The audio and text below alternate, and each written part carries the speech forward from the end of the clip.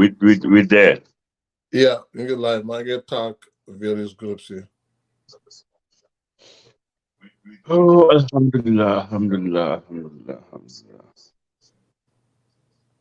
alhamdulillah. Ko gars yi asalaamaaleykum asalaamaaleykum asalaamaaleykum moo ko suma waa ji Sadio Maxi Makwa wala toñaati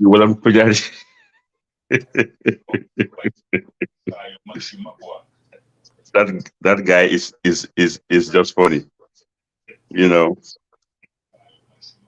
Guys, Juma Mubarak. Juma Mubarak to everybody following the show. Home and abroad. It's another Friday, same place, same time. You all know the deal. You know, no one found like no changes. Gambian football to the wall. You know, current affairs, what's trending, JFF League. You know, so that matter. Yeah, one more time. Arama.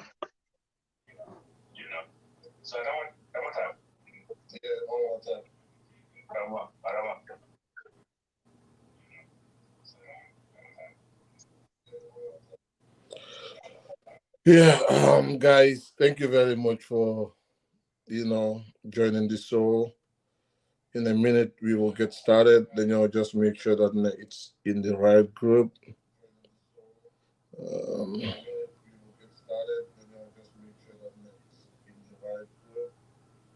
Okay, there you go. Jërëjëf, thank you very much, guys. So leen ñoo seetaan rek mun ngeen ñoo jox a thumbs up.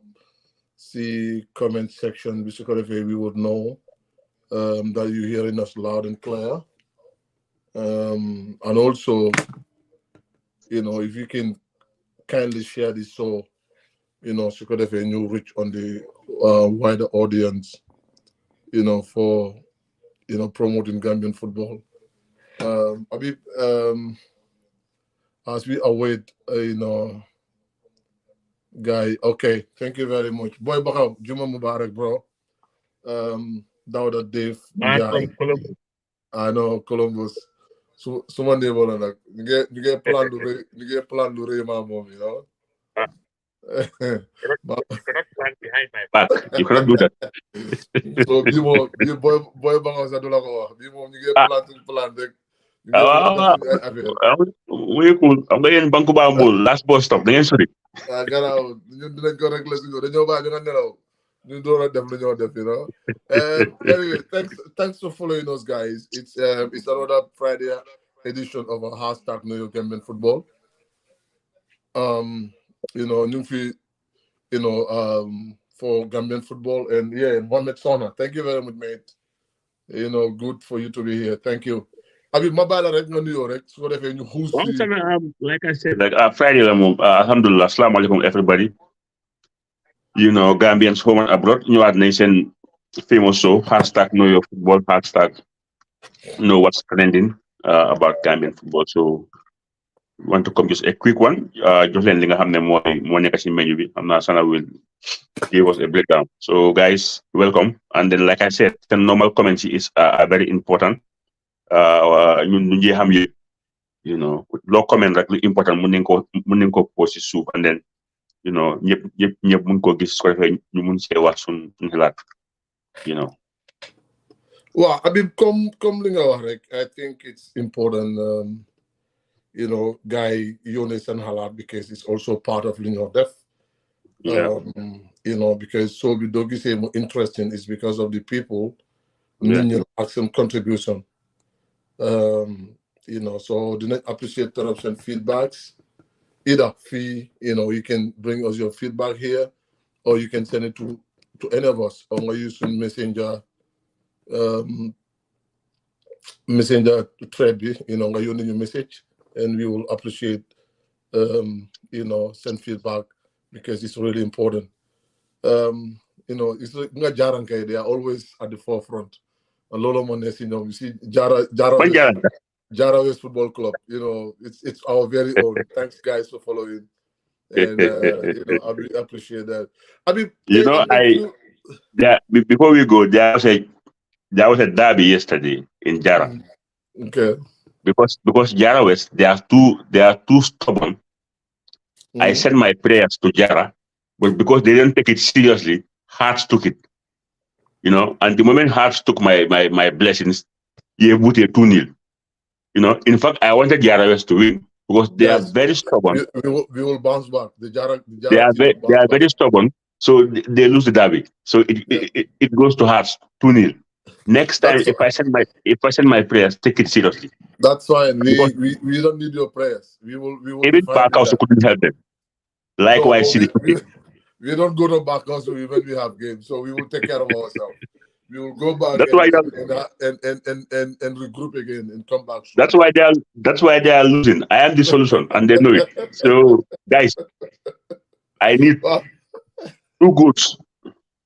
Yes.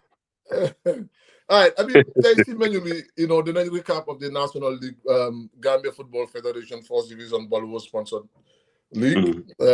Interesting results. Stay. I think we have five. If I'm right, I stand to be corrected. 5 to 6 games. Yeah, that is and really interesting. I have everything. I'm not updated on my phone, and then we have to say thanks to GFF because for following the daily reference. For making sure that we official. Yeah, official always. Yeah, we keep our Ibrahim Suarez. He's really current. If I wanted to see other scores like the one of them status Ambrick and Suarez he's always giving updates. I think you have to keep it up. Even though at some point we will come to the GFF social media handling, I think we've seen something trending on the social media. The community most of the time we're trending for the interest of how we can improve. We will come to that a little bit. First of all, to review a National League, then talk about a little bit of just what I said, and also we wouldn't also keep muted about the national stadium we had because Gambia should be back on again on the international scene again. Even though now our coach, even Gambians are eagerly anticipating to have their coach.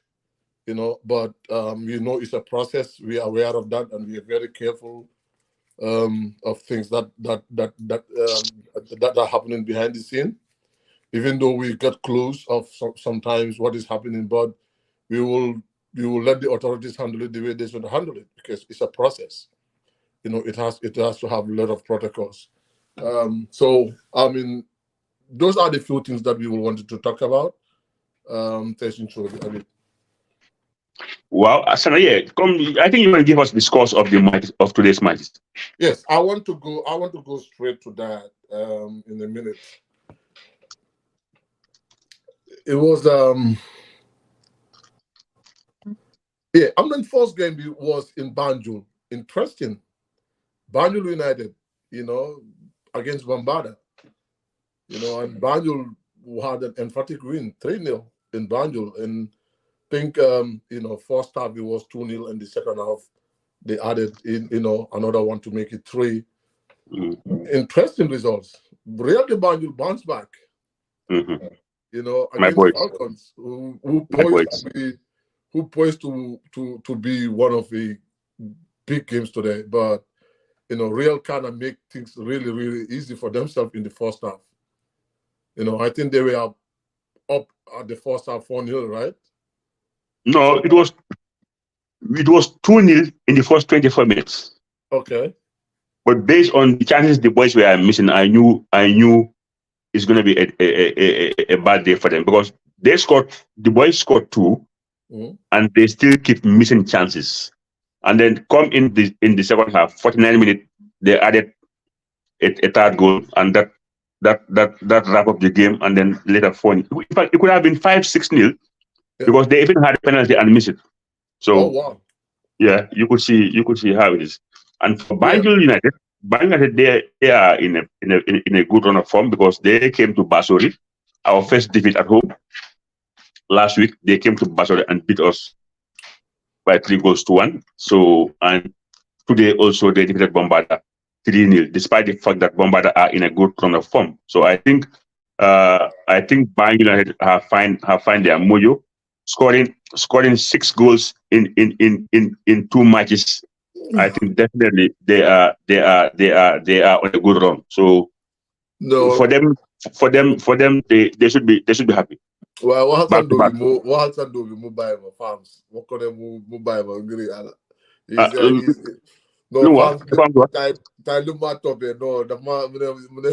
no, small food may joke, and I think he's trying to make a joke out of it. But anyway, fans not regular Lolo.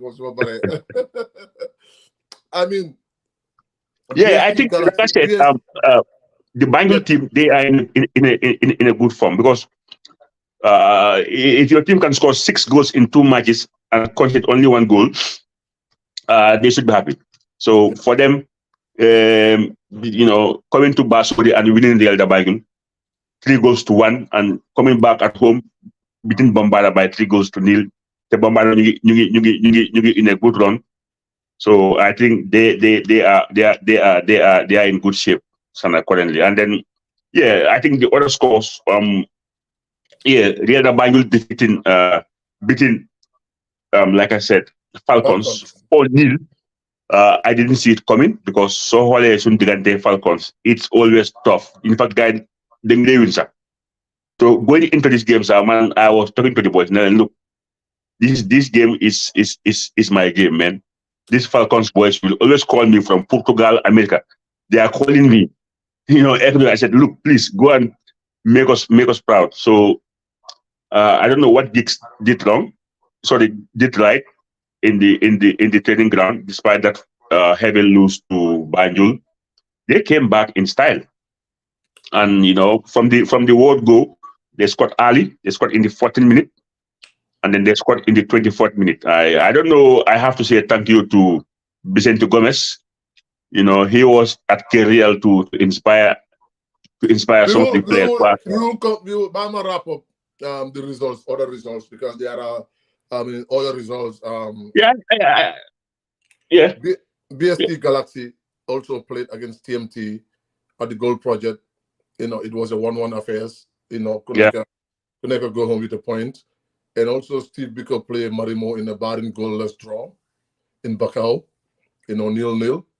And, the game in Brikama, it's a Fortune, who nearly escaped a second defeat in a row, 2-2 with Gath. In fact, Gath has the game onto their own hands. They have their own destiny in Loho until like the 92nd minute of the game, because I was very fortunate to watch that game, Bemje, because it was the only game that was on live anyway.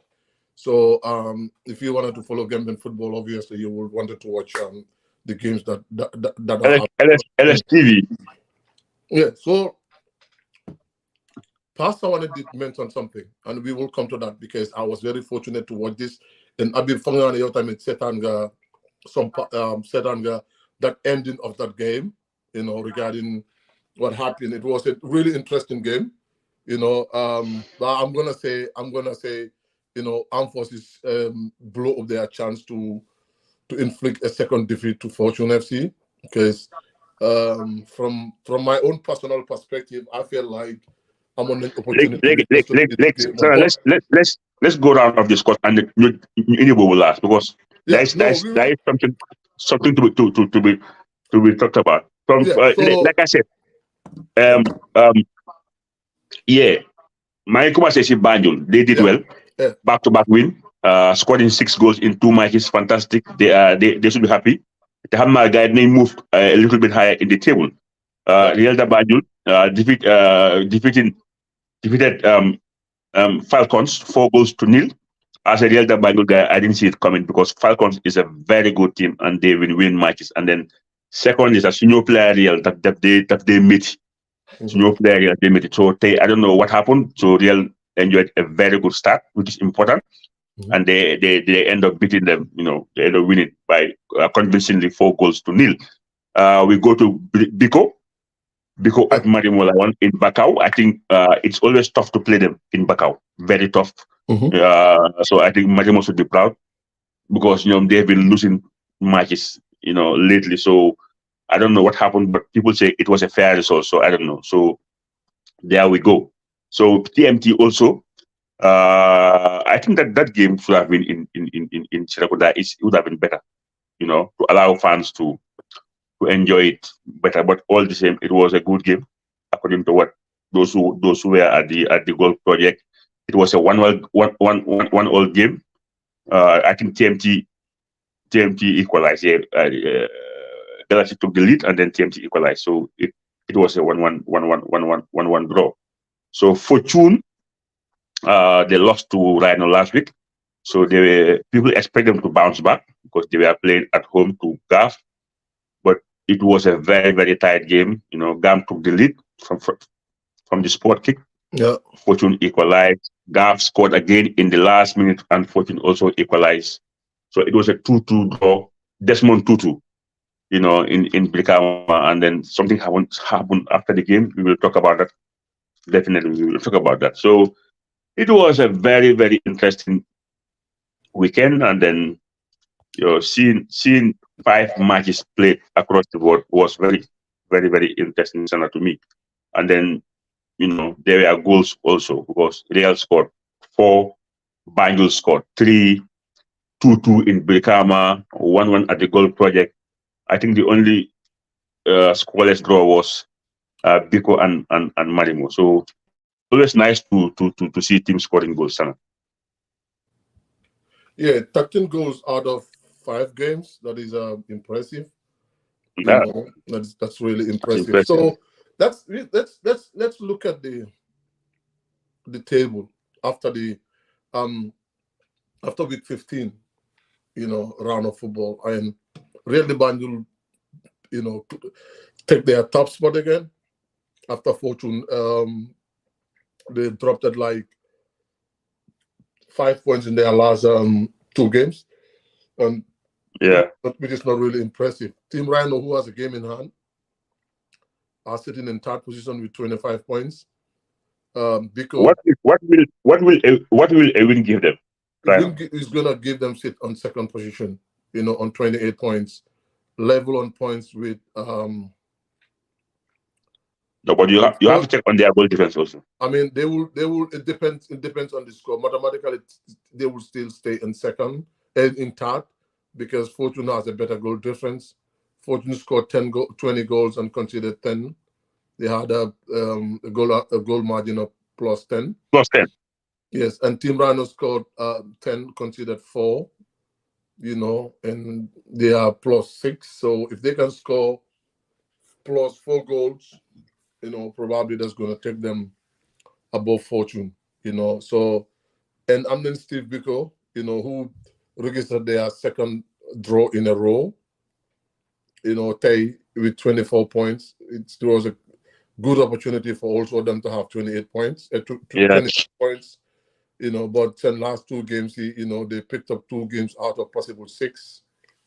Banjul United, they only lost 1 game in 5, and won their last 2 games in a row. Impressive. Journal in 21 points. Greater Tomorrow, who also has a game in hand. They are undefeated in 5 games. Won 4 out of 5 and draw 1. They drew their last game. So on 21 points, a win was going to take them to 24 points. Wow. GAF, Gambia Armed Forces, interesting. They're undefeated in 5 games. Yeah, they drew and won 3 in a row and drew Tay. It puts them on 20 points. And Falcons, this is alarming. You know, they lost 3 games in a row. In fact, one win out of 5 games. You know, Oh, they lose 3 in a row now. they lose 3 in a row. They lose 3 in a row. Oh, I didn't see that. Yeah, Wow. they lose 3 in a row, and that is something that is alarming. Mm. TMT undefeated in 5 games, but they drew their last 2 games, so they have 2 points from out of a possible 6. 6. BST Galaxy, they winless in their last 5 games. Drew their last 2 games. 9 out of possible 12, they only picked up 2 points. I think something needs to be done. Marimo, this is crazy. Marimo also are winless in 5 games. Yeah. And they're sitting on 11th position. Bombarda, who lost to Banjul United, are sitting on 12th position. They won 1 in 5, drew 2, 16 points. Samga, who has a game in hand, lost their last game. 1 win out of 5. Nyamnigi talk on 13th position. Brikama United, who are also winless in 5 games, draw their last game, and they have 1 point out of a possible 12, possible 15. So they're sitting on 14th position. 15 is Walidan, who won 1 in their last 5 games, a much needed win to take them off And that was their last game against Wabani. That's take them off the relegation bottom. At the bottom, they're still in the relegation zone though, and it's getting tighter and tighter all the time. It was a good win because they defeated a team that are also struggling. Yeah, Wabani. so obviously that took them to 9th position. They were at 6th position, so that took them to 9. And they can still, it looks like, it's going to be between Samga, Brikama United, Walidan, and Wabanyu. A win for Walidan this weekend will really boost their morals. Really. It's gonna take them to 12 points, and probably they will sit above the relegation zone a little bit, depending on how Brikama United plays. And Wabanyu sitting on bottom, winless in 5 games, lost all 5 games in a row. So it's interesting. The table is getting shaped, but Wabanjul, Walidan, Brikama United, Aksamga, including Greater Tomorrow and Team Rhino all have a game in hand. Hopefully those games will be played tomorrow. Yeah, some will play Saturday and you play Sunday. Yes. So I mean, going to that last game, Fortune Armed Forces. First of all, we will have to play with all the teams, especially if your team is being televised. People have opportunity to watch it from a distance. We need to watch our composer because those pictures out there, they were very ugly, and these are prominent people that are involved in it. From a coaching perspective, I think the way we comport ourselves, it's really important. That is going to that's going to have a very big impact of how the game is going to flow. I have seen some things with the coaches, and finally, if I have to be honest to myself, I have to share this with the coaches with the coaches association. I'm not trying to put anybody under the bus, but it's also we have to be responsible because one of the ethics in coaching is you need to be a role model, and being a role model means self-comportment on the touchline. It's really, really important. Sometimes the energy you put out there that's the same energy that player will pick up and Lola Gadi end up going on. And Fangane, that is what happens in Armed Forces game.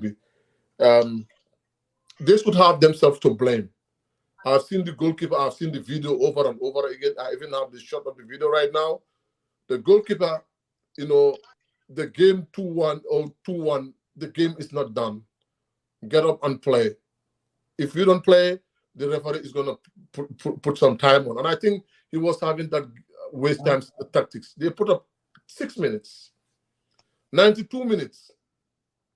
92 minutes. The guys score, they put up 6 minutes.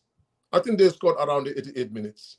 Yeah. Then they put up 92 minutes. Then they put up 6 minutes. In the 92nd minute, this goalkeeper went down. He went down and then he lay down there.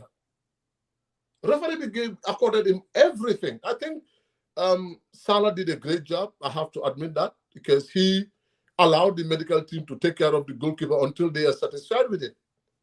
Muno drop alcohol ball because Ken Lalutko, he was just the tier ball Mutida. He gave him like an opportunity to be treated because he said he's injured and there is nothing that the referee can do. This goalkeeper, Salah gave him the ball, he stood on the ball, the player fortune with down, he Mutida the cow ball. He wasted more than 10 seconds laying down on that ball right there. From a neutral perspective, I think this is what I saw, what happened. And then Mujuk Mutie Bolby. It's more than 8 seconds Yangi Bolby. Together with the 10 seconds being to the tier Bolby, you think that the referee is going to give you, let you go? He blew that indirect kick against him. Yep. Which is right, Yes. which is a proper call. Proper call. Proper. And guess what happened from that point on, Abib? The pictures that you saw from Armed Forces players, that is embarrassing. Well, because one thing about Gambian players, And Balangawa Gambian players, do you know where it all started? I have seen the head coach, who's my colleague, who's a friend. I'm sorry to say this, even though I feel like I'm going to share my thoughts with the coach, season platform. But I saw the coach like swearing at the fourth official. And I bet that attitude was right there wasn't helpful. It wasn't helpful at all. Because you have to admit the fact that the goalkeeper believes that he is an architect of his own failure. Mane, Sana, referee nekon di play tay ci marketing at Gambian level, at top officials in our country. They know what they are supposed to do. They know how to write a match report. La fa xew yeb ñu gis nañ ko. Armed Forces sen gola bi mo len jaay. Ya nga dégg 2-1 la. Just a couple of minutes. Ngay melni kuy soccer play football. Yeah. If they have to blame somebody, they have to blame the goalkeeper. There was no way could be at all those guys at the backroom staff knew met. You yangi win fair and square. Ngati ball did that. Look heavy, sir. Even FIFA is trying to stop that. They are trying to stop cheating.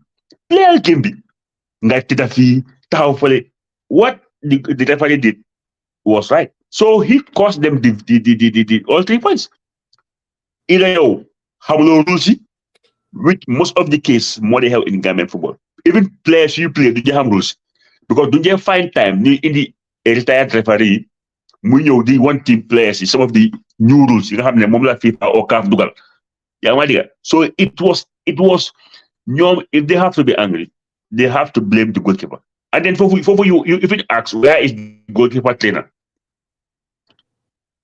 You are against sa player is doing it's not right. You go home. But the head coach of GAF is the under 17 national team goalkeeper trainer. So obviously he should know the rules. He's not the rules. So he's the head coach of GAF. Yeah, so I see no reason why they should be angry. They themselves with the show. People they were watching that game. These are the basics. No, if I tell you the truth, I was really mad depuis incident boobu bu mu xewee yow referee bu foofu indirect you started tussling with other players because you've already blown the whistle. Get away. Unreversible. And then no, but they were like pushing, tussling, doing all sort of childish act. And this is from a team. This is from a team that should be like. In fact, I'm somewhat on Federation right now. I think those images, they could go out there and review those images. And they should take action against that. Let me tell you one thing. The GFF committee, the GFF disciplinary committee, this Nigel act Bohamne is nowhere near what happened today. When Latikuna played Cardiff, the players were having pull and tussling. Some players 6 matches in do. They had 6 matches. A red card at 6 matches. I think 2 players from Latikuna, I don't know, 2 from Cardiff is, and the goalkeeper of the coach of Latikuna during the 4 matches. So I hope the committee will do the needful, because I'm not how many mom. But it doesn't stop. It doesn't only stop there, Abib. They need to do the needful, because no. If you punish them, if you put a harsh punishment, that is a statement of intent. But what I'm saying, the whole thing, the whole episode doesn't just stop about in that incident alone. No, right now. Who Fortune scored the equalizing goal from that free kick. Mm-hmm. You know, been scored from that free kick. Then that is where the bigger problem starts. Because they lose. Do you know why Falcon why Fortune scored that free kick? Because they lost concentration. Exactly. And they have themselves to blame. They lost concentration. They gis nga mer da nga dem nga lose o nga drop point do ci mun dara GFF ñoo tegal la fine ba pare sa place di get suspended te do ci mun dara motax yaro dafa baax. If I saw one of the coaches in the technical team was going to attack the referee. The same coach, Aduboy, I'm glad he just rushed to make sure that he, could be damage the referee. Whilst new Fortune gets celebrated goal, he wants to go and attack the referee. Probably he wants to make his position, his anger felt. But Aduboy did a great job pulling back, and then Mutong Locus Benji. But after the game, this is where the bigger problems start.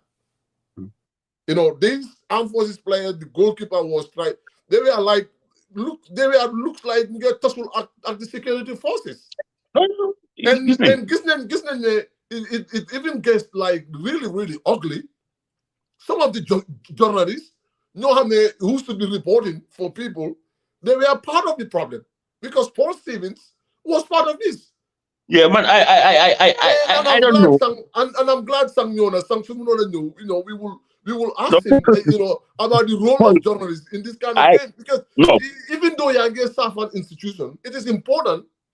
It is very, very important for not comport Sabopa in a way where people wouldn't be seeing you tussling, and whatever happens.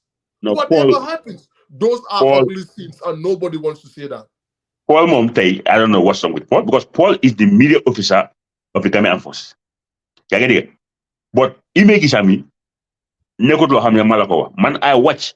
No, I saw it. I saw, and I was like, the media officer of Fortune, he was part of the people now, and you get drag Paul out.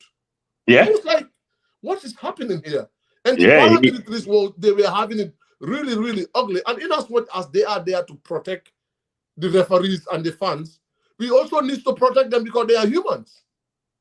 And it's not only being an armed forces now, they are soldiers. Most of them are soldiers, so they can behave any way they want it in a game. That's not acceptable. No, sir. Jamana bo passé na. Jamana bo passé. Jamana bo amatu de. Jamana bo amatu. Jamana bo li ñun football la ñoo play. Li football is strictly football.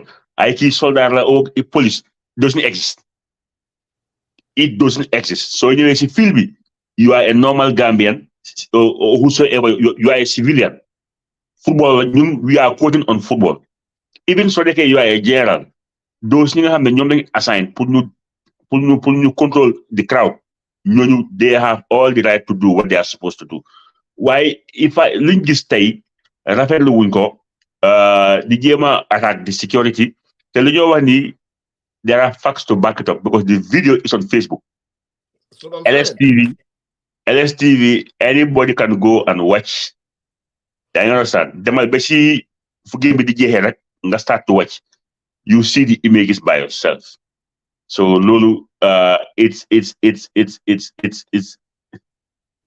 you know it's crazy. It's crazy. And I think that Paul Mom is our brother. So how my land committee bam mer to the extent to that level ba nga xamne camera yi ñu ko gëné because nekkul lo xamne somebody is trying to accuse him of anything. We all watch and see. Everybody gis nañ ko man I got some full calls asking me hana Paul lan la armed forces he's the media officer. The last time I know irrespective of lu xew.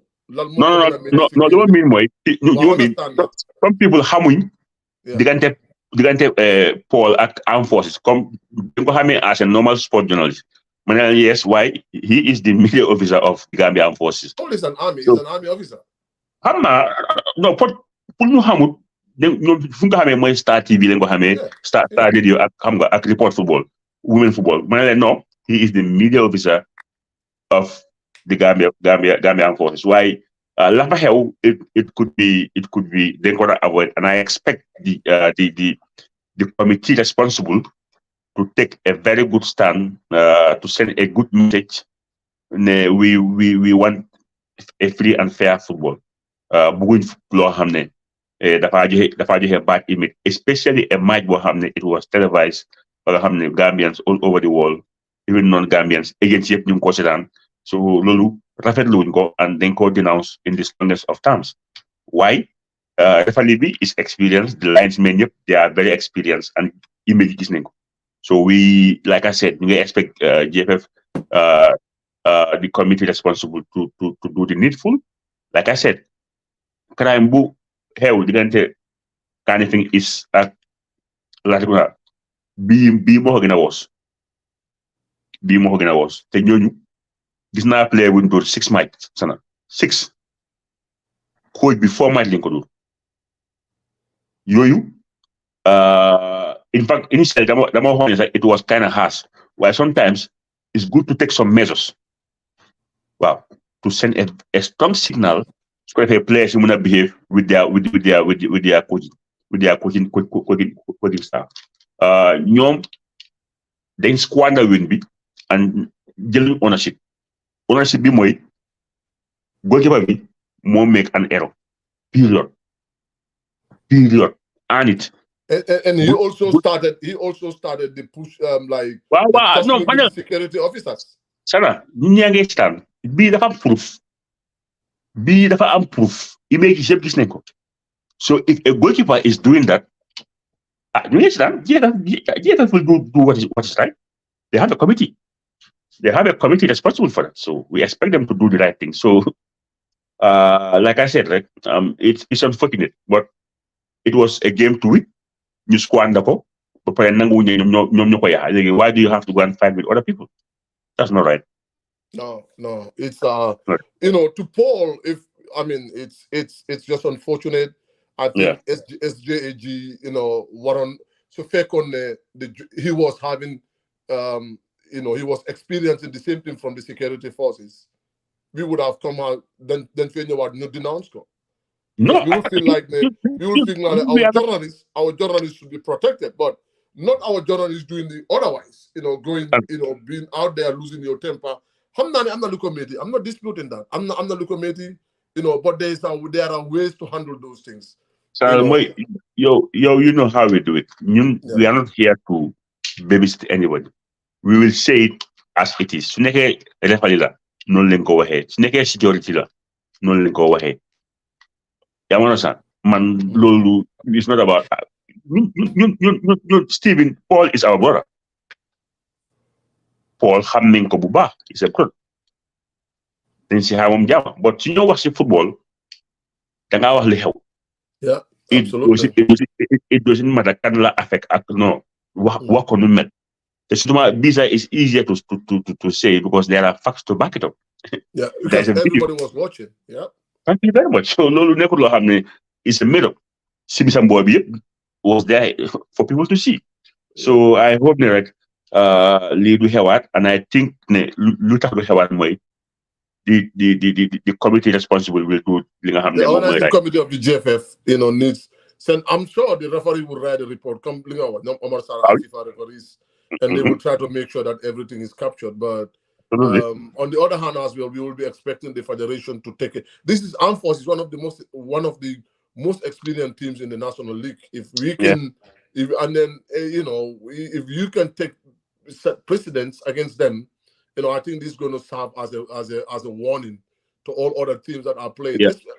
I keep saying this. We are in the 21st century, and especially if the games are televised, people are having the opportunity to watch it from a distance. We wanted to see good images. Yeah. We wanted to see good images. We want to see the positives. We don't want to see Fortune almost 11 players, Armed Forces 11 players. You have to house, Soran war referee. We don't want to see those things. Those things have no place in football. Right. You could even see that some of the new rules in world football way going around the referees card up again. Yeah. Now you will be fine at the end of the game for failing to control your players. They're stopping because booing players in new round they intimidate, So yeah, Lolo for them. So yeah. I think that's it for that league, and then Lal briefly that his name GFF, put something on their Facebook page regarding the monies that they did disburse to the teams, first and second division, male and female. But we are yet to verify that. So we are not going to talk about that for this week. Then by his name and then the teams, we will reach out to teams and know. If they got all their monies, because how many sometimes Harley can go fair, they go into pieces. What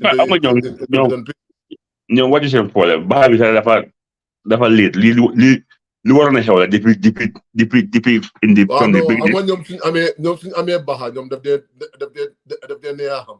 Daf dee neex a xam. Baxa bu ñëwee rek ñoom dañ dee xam ne xam ngeen ne Afcon preparatory money bi ñëw na.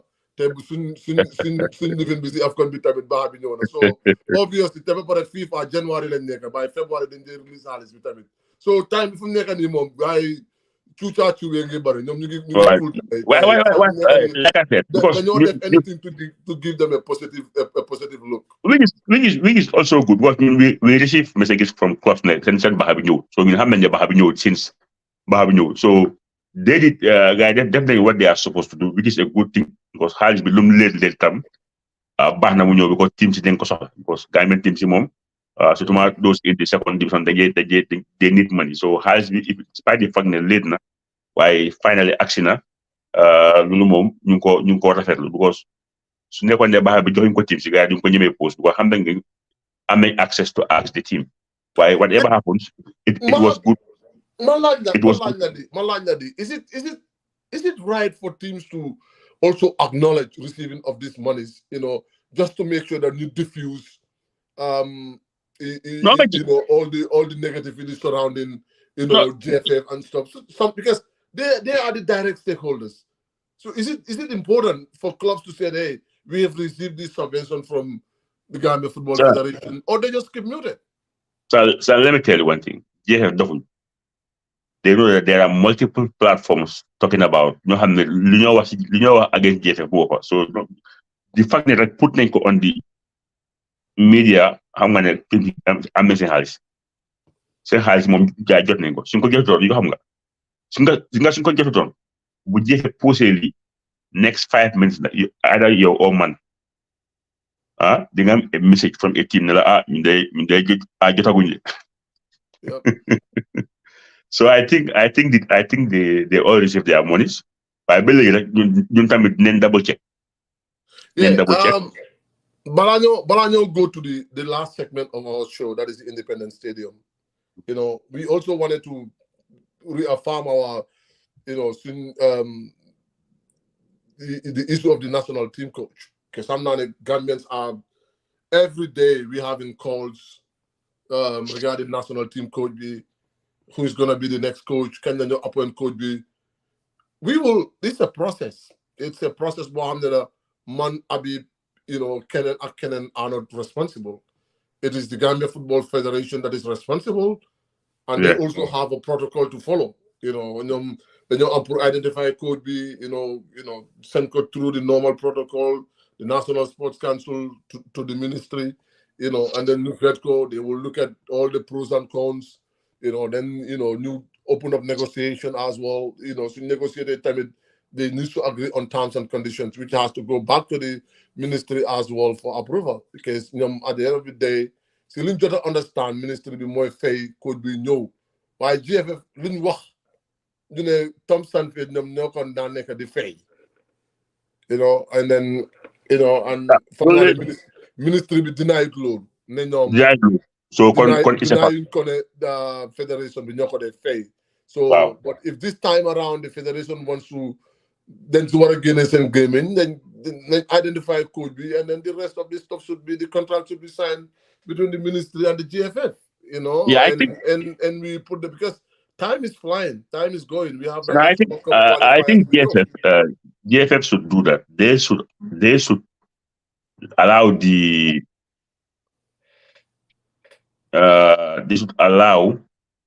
the government to take responsibility. 100%. Yeah. Loolu mooy li war a am ñoom they can identify waaye nañ bàyyi government ñu fay na government fay loolu mooy dëgg. National team coach, the government pay. So if lulu mu tege bo comme ni ko waxe rek Gambians are waiting there are a lot of speculations kan moy ñew waye xam nañ ne na ngay xam rek football Gambia legi dafa xawa neka on a different level so na ngay take sen time ñu def the right thing waye tamit bu mu late tamit nga xam ne the incoming coach dina am at least 2-3 months to check all the players in the there's a possibility of having a test game war naa mën a nekk su ko defee xam nga kooku mun a am ample time buñ ko def last minute di xaar ba a month ñu ko appoint balaa moo ñëw di ros dafa jël time waaye suñ ko appointé ali mu mun a check xam nga check players yi ak yooyu noonu nga xam ne dina am enough time to do his homework. And then one thing we have to also talk about before we go to the stadium, mooy gis nañ the Twitter handle of the GFF. Yeah. Gis nañ Gamfoot ñu leen associate with things yoo xam ne is undeniable. Yooyu is very embarrassing. Whosoever is responsible. So amee a handle boo xam ne is owned by the Gambia, but handle boobu noonu bu Gambia la, Gambia Football Federation. So our name is there. So both me and you are part of it. Ñoom war ñoo follow dara. Ñoom su ñoo follow na ngay follow ay FIFA ay yooyu noonu ay UEFA. Yeah, they have to follow things yoo xam ne is football related. But they follow ay individual cepe ay yoo xam ne sax bëgguma ko wax. I think it's kind of embarrassing. And whosoever is responsible for that should be ashamed of himself. Twitter is the most used. Twitter is on a different level. So your warlord use the follow your hamne is personal. Use your own social media handle. Most people are mentioning on Twitter or Facebook or Instagram. But can what I use sun Twitter be to follow your hamne. It's very embarrassing, and I think it was good that Gamfoot ñu identify loolu pare ñu wane facts, not only say ñu wane ñu facts ba nga xam ne kenn si ñoom mënut a wax ne du dëgg, and gis naa ne tamit they went and unfollowed all those rubbish things they were following, which is good. Why moo laa wan ne sometimes some people that I don't know what's wrong with them. Loo xam ne you can use your own handles to do it. Why do you have to use the FA's social media? It's very embarrassing. Why? Ruben, then Bible will say that come go unfollow and go. unfollow nañ boobu moom dañoo bàyyi boobu seen rek comme Habib lu mu wax rek I think this is not funny. It's not funny. National association bi comme li nga wax we all know you know social media dafa critical foo xalaatu ne nit ñi dañ faa génnee noonu lañ dee génnee. So if you're dealing with like an institution like Gunfoot, you know, dude, you need to be at your best. They are on the scrutinize every single thing that you do, and bringing those facts out, I think they are right. They are petty, you know, because that's not petty. This is the National Association. This is the National Federation that is representing the Gambia. So obviously, you should have been following your own players, you know, probably your own Gambian coaches. And other national associations or other national federations, you know, those are the only ones you should be following. But you know, but using it as a private or as a personal account, you know, following individuals that are, you know, have no relation with football, I think is wrong. Yeah, it's wrong. I know, it's totally wrong. And Babukar as the communication director, you know. This is going straight to him. He needs to do a better job of ensuring that, you know, Facebook, all the social media accounts, you know, are properly managed and are managed with professionalism. You know, you have to say again, move them viral. You know, right now in this 21st century, look them viral, mom. You know, they find them everywhere. I'm the international journalist. You're the top of Gambia, the fabric. You know, so every little thing. Bump, gain an affiliate, you know. So I think it's important. It's really important. Gunfoot mom, you know, can rule out because they're doing their job. You know, they're just trying to make sure that they enlighten people with what is happening. So, I mean, I don't have to comment on certain things like that because you know they're just doing the right thing. But I think the federation so I think people handling it should do a better job.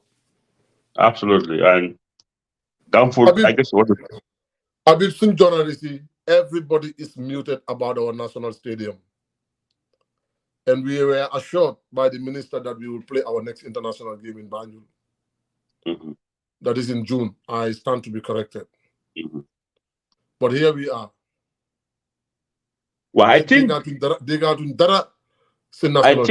national stadium. Bucks mom, I think Bucks mom, he should stop telling people things with due respect. I think giving us time frame, he should stop that because Bucks has given us many times. So I think Lolo mom, that's what no because he in the past has given us different times. So definitely we are disappointed as a nation. This stadium is still not finished. And Sana, it's not only football.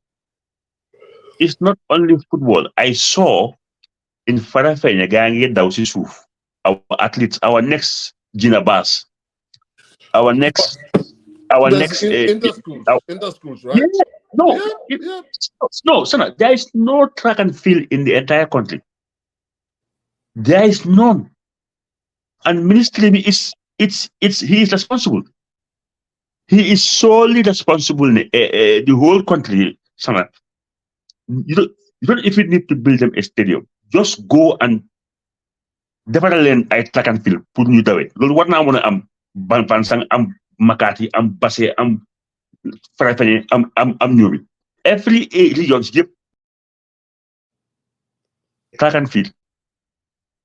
So the fact that minister be munta def lolu, and the only one bring and make this stadium, it's crazy. It's really crazy. It's really crazy. Man, how I don't know ministry what do they have to say? And then last time I just make a quick maths. When they say it, they're gonna give the boys 10,000 euros. So guy win Cameroon.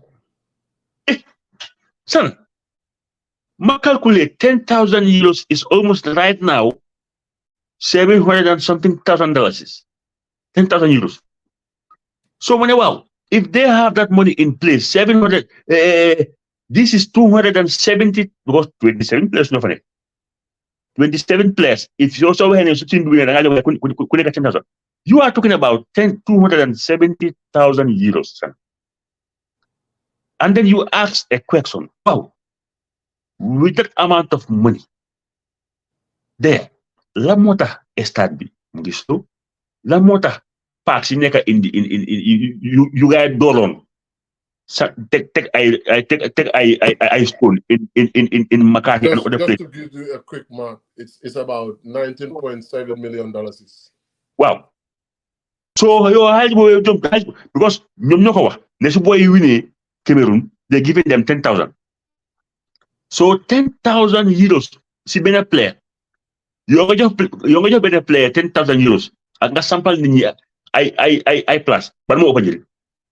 What is more beneficial to the country? Even so I think the ministry should I don't know what is happening. Why should program with assessment? I didn't live up to expectation. Because you're being Gambia, the only one we are established right now is not available. For them, Gambia, how can you explain that to somebody from Senegal or Gambia? Bam Dutch, Benal, and track and field, independent.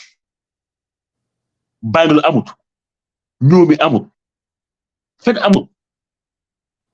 So, one area la sports development. Basketball courts are the easiest. It's embarrassing for Holy for our national basketball championship before they are you watch it. Niki loko inyane te yalla giram ko dara du ko jot amut ki daf ma inyane wula you are there to work so ligay nañ ko wax ñu ngi ngañé di president ñu lañu ngañé ministre yi ñu lañu ngañé pamsec yi ñu lañu ngañé everybody and that is ligi bañ kenn so if you are the minister of sports man neka Gambia judo be mënuma gis ben ministerium mënuma gis ben track and field volleyball court, basketball court, tennis court,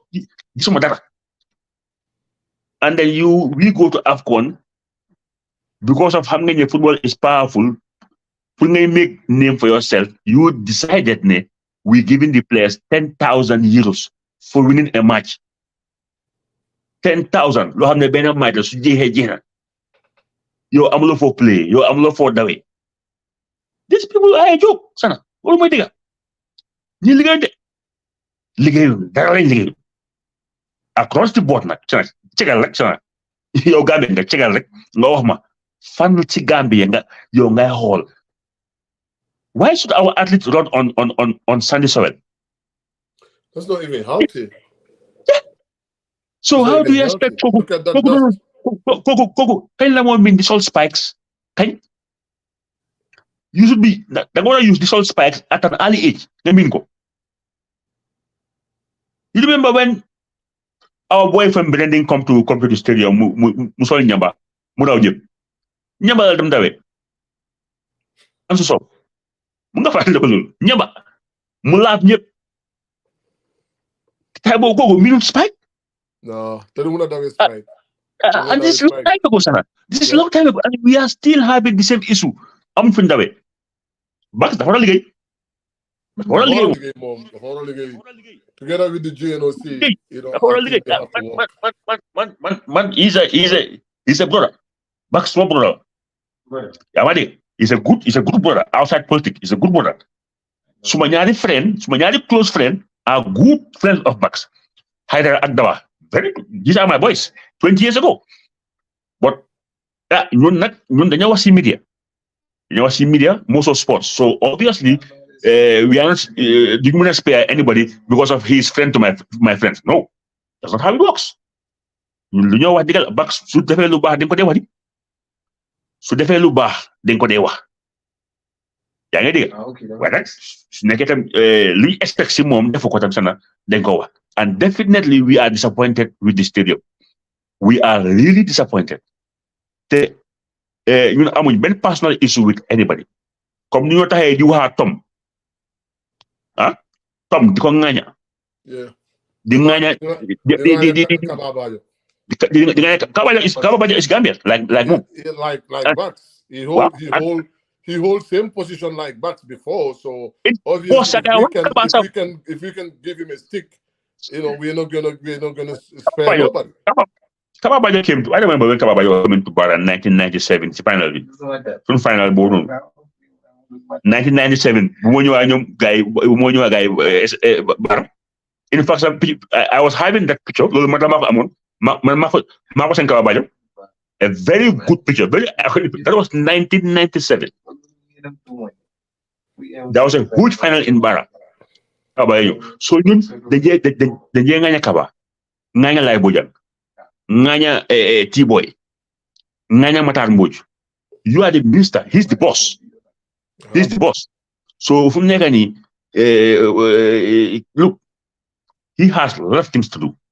I think Gambian journalists need to start digging again, trying to make, trying to ask questions about our national stadium, because we cannot afford any time since all that come political rally more. Well, I was. We cannot afford to do that. I'm not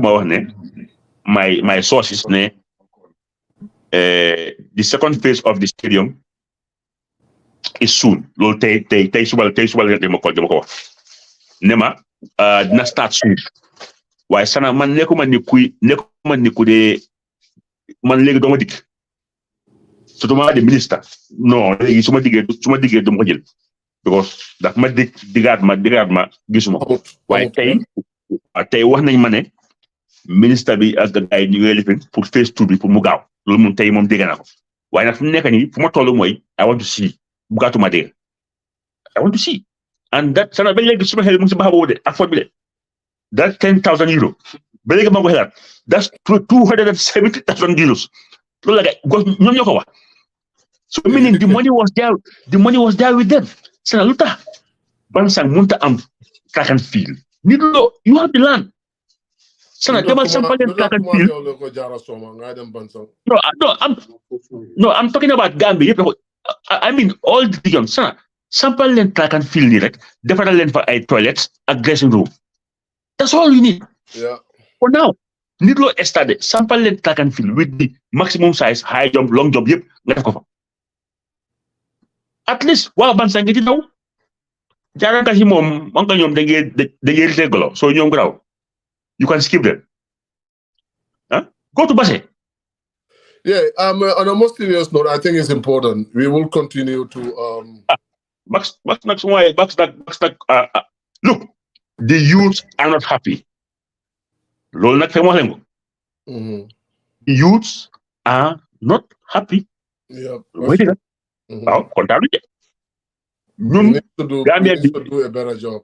Gambian bi lu ko kontaan loo dafa yomba sana ñun we are the most ñun amuñ hard feeling Gambian is a small thing daf ko accept dafa nangu yow maa ngi dal dara ma ni tey su gaa demoon tegal with that money bu gaa am noonu they could have gone to Basse already am nañ stadium nga tegal leen fa kapet bu rafet Basse di play Farafenni am nañ stadium already demal tegal leen kapet ñu play simple def ko Makati soo mënta bil stade demal tegal kapet rek nga xool nañ play yow tegaloo kapet tegaloo track and field badminton volleyball dara. The youths are not happy, honestly. No. If you look at our fields, look at the condition in Banjul, look at the condition in Bakau. And bu Banjul bi nekkuñ di ko jox proper job de dañ koo tabas njabas noonu rek so tam la mu yaaxuwaat tabas njabas la noonu because bu ñu indee brand new one amatul si mu yàqu bii dañ ko tabax tabax ñuul so ku la wax ne the youths are happy dafa nax boppam xale yi kontaan Secunda West digi combo mënuñ fa play league match I think about it. Lamin Del Fadera, I know you didn't watch the Fortune Armed Forces game. Go out there and watch the video. I'm not going to talk to campaign with Oscar. STV. So, go to STV and then watch that STV. game. And we want to hear. No, don't watch the game.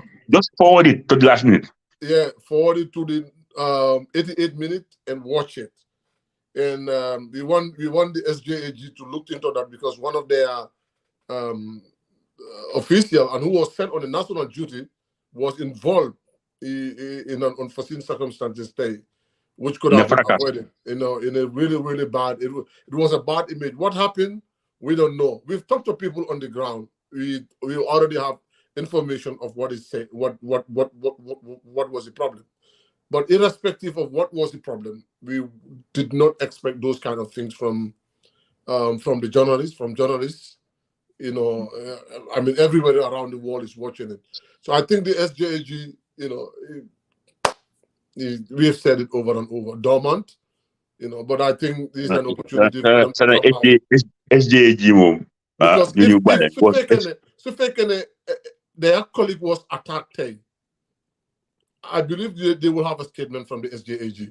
If it was on the contrary, that Paul was attacked, it would have been a different story. They would have put it everywhere around. So I am challenging all of you to go out there and watch this again and try to put your house in order. Because, Sarah, you are right. You are right. Because when Gamfoot was calling some journalists corrupt, yeah, I saw some of them. Say the name. I'm going to say even Hasim Oscar, who's my very good brother. He was really mad. I was like, okay, this is good. This is good that you are trying to defend your colleagues. Solidarity. But solidarity. And secondly, when Fode was also attacked for giving a wrong transfer, in fact, I don't even think Fode was wrong because later he posted his source. Yeah. So he was not wrong. But even when they attacked Fode, they also came and defended Fode as a family, which is okay. Good, which is what we expect from them.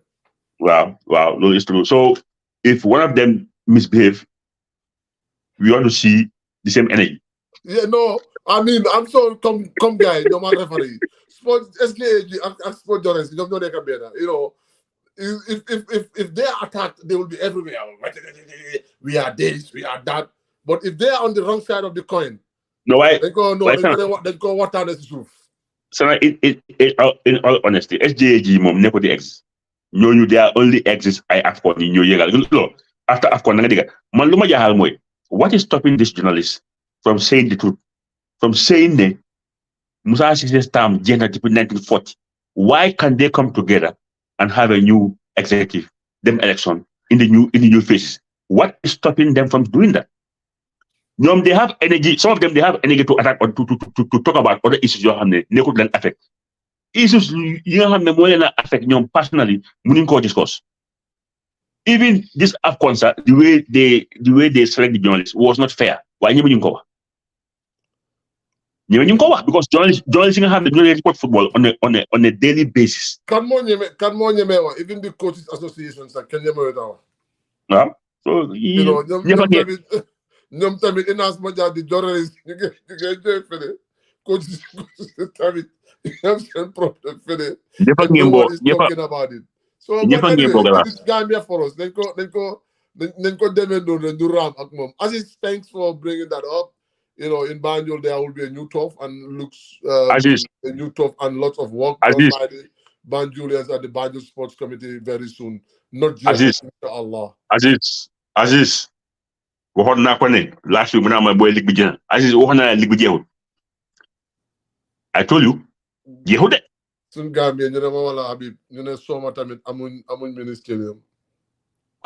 No, Soma am na fu ñoo play. Soma tamit. No, sorry, Basse.